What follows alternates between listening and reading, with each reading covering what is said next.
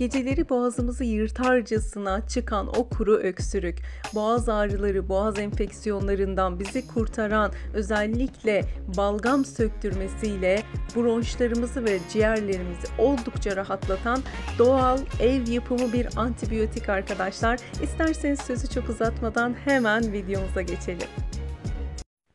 Merhabalar canım arkadaşlarım, kanalıma hoş geldiniz. Bugün sizlerle birlikte kendi evimizde elimizdeki malzemelerle güzel bir antibiyotik hazırlayacağız. Özellikle kış aylarında bizi sıkıntıya sokan boğaz enfeksiyonları, kuru öksürük, şiddetli boğaz ağrıları, bademcik şişmeleri, üst solunum yolları rahatsızlıklarında oldukça güzel etkiler veren ev yapımı doğal bir antibiyotik yapıyoruz. Malzemeler ekranda gördüğünüz gibi aşağı yukarı şu boyutlarda 5-6 santim uzunluğunda ve şu çapta bir taze zencefil kullanacağız arkadaşlar. Eğer bulabilirseniz lütfen burada taze zencefil kullanın. Çünkü etkileri çok daha güzel, çok daha geniş toz zencefile göre. Gerçi biz bu kürümüzde birazcık da toz zencefil kullanacağız ama taze zencefil mutlaka bulun. Bir tane limon kabuklarıyla birlikte kullanacağız limonumuzu. O yüzden lütfen çok güzel bir şekilde yıkayın. Gerekirse birazcık sirkeli suda bekletebilirsiniz. Çünkü kabuğunda bir takım maddeler kullanılıyor limonun bazen. O yüzden emin olamayız. Çok güzel bir şekilde yıkamanız da yeterli olacaktır. Yine karışımımızın içerisinde şifası saymakla bitmeyen bal kullanacağız arkadaşlar. Kestane balı özellikle bulabilirseniz burada tavsiye ediyorum. Ama tabii ki çiçek balları, çam balları da olur. Bakın böyle bir kavanozun içerisine yapacağım. 250 gramlık bir kavanoz bu arkadaşlar. Siz ölçüleri 2 katına çıkartarak yarım kiloluk bir kavanoza da yapabilirsiniz. Hemen şöyle yapımına başlayalım. Yapım gerçekten çok basit. Ufak birkaç detay var dikkat edilmesi gereken. Onları da zaten paylaşacağız. Şimdi limonumuzu şöyle ince ince halkalar halinde doğruyoruz. Yüzey alanını artırmak için çok ince doğruyoruz. Çünkü tamamen balın içerisinde özünü bırakmasını istiyoruz. Bakın bu şekilde ince ince halkalar halinde limonumuzu doğradık. Limon gerçekten çok doğal bir antibiyotik arkadaşlar. Bütün bunları yapamıyorsunuz diyelim. Elinizde işte malzemelerin bir tanesi var, bir tanesi yok diyelim. Sadece limonu doğrayıp yiyerek, kabukları ile birlikte yiyerek de müthiş güzel bir şifa sağlayabilirsiniz arkadaşlar. Şöyle çekirdeklerini hemen alıyorum. O kuru öksürüğü yaşayanlar çok iyi bilir arkadaşlarım. Ben geçen sene çok şiddetli yaşadım. Allah'ın izniyle bu kür sayesinde kurtulmuştum. Birkaç tane daha kürümüz var. Zaten onları da paylaştım. Bilen arkadaşlarımız biliyorlar. Gerçekten şıp diye geçiriyor arkadaşlar ve yan etki olmadan bunları yapıyor. En önemlisi de bu. Şimdi zencefilimize geçelim. Şöyle uzun uzun ince şeritler halinde doğrayacağım. Buradaki doğrama şekli sizlere kalmış. İsterseniz rendeleyebilirsiniz.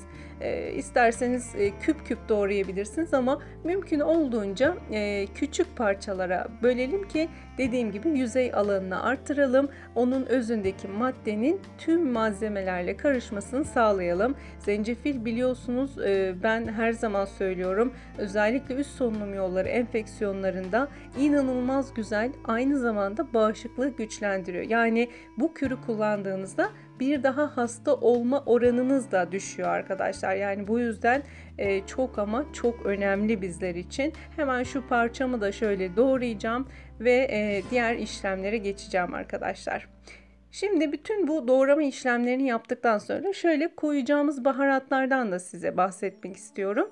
Yarımşar çay kaşığı kullanacağız. Böyle tabakta birazcık yayıldığı için çok görünüyor arkadaşlar ama ölçü yarımşar çay kaşığı. Zencefil, zerdeçal, tarçın ve karabiber. Bu kadar basit. Bu baharatlarla da etkiyi birazcık güçlendirmeyi planlıyoruz ve öyle de oluyor zaten. Şimdi gelelim kavanozumuza doldurma aşamasına. Şöyle rastgele de doldurabilirsiniz. Kat kat da doldurabilirsiniz arkadaşlar. Normalde bu kür karıştırılmadan ağzı kapatılıp saklanabiliyor. Fakat ben karıştırarak daha çabuk etkileşim sağlasınlar istedim.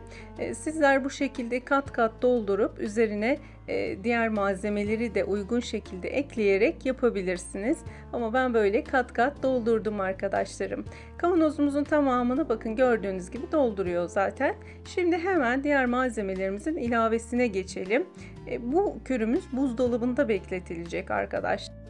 Evet arkadaşlar, gördüğünüz gibi kavanozumu bir güzel doldurdum. Şimdi baharatlarımı şöyle tabakta önce bir güzelce karıştırayım. Ondan sonra ilave edeyim istedim.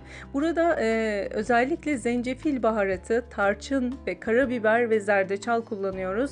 Hepsinin bağışıklığı güçlendirme özelliği var. Vücuttaki kan akış hızını artırarak vücudu ısıtma ve kan akışı hızlandığında o vücudumuza giren virüse karşı da bir dayanıklılık sağlamayı amaçlıyoruz burada arkadaşlar. Hemen şöyle baharatlarımı karıştırıyorum. Baharatlarımız size çok gelmesin çünkü ilaçların içerisinde daha fazla etkin maddeler var. Bundan emin olabilirsiniz.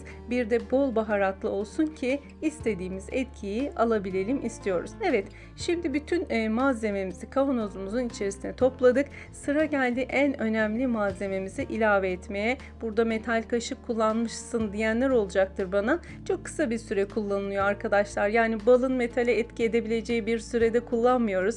Üstelik ısıl işlem de yok. Yani buna çok takılmanıza gerek yok. Hemen şöyle bakın, dünyanın en şifalı, en güzel karışımını hazırladık.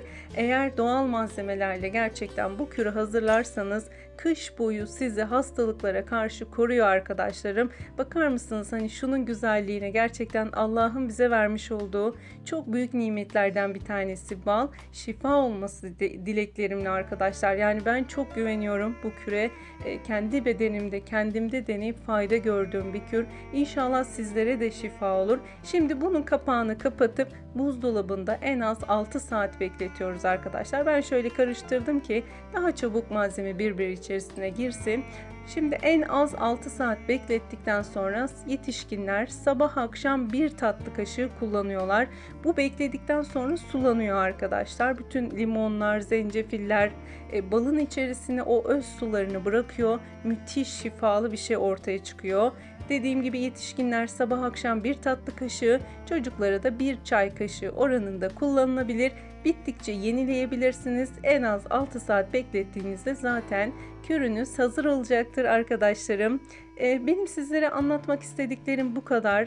Bununla ilgili, videoyla ilgili ya da diğer videolarla ilgili soru, görüş ve önerilerinizi mutlaka benimle paylaşın arkadaşlarım.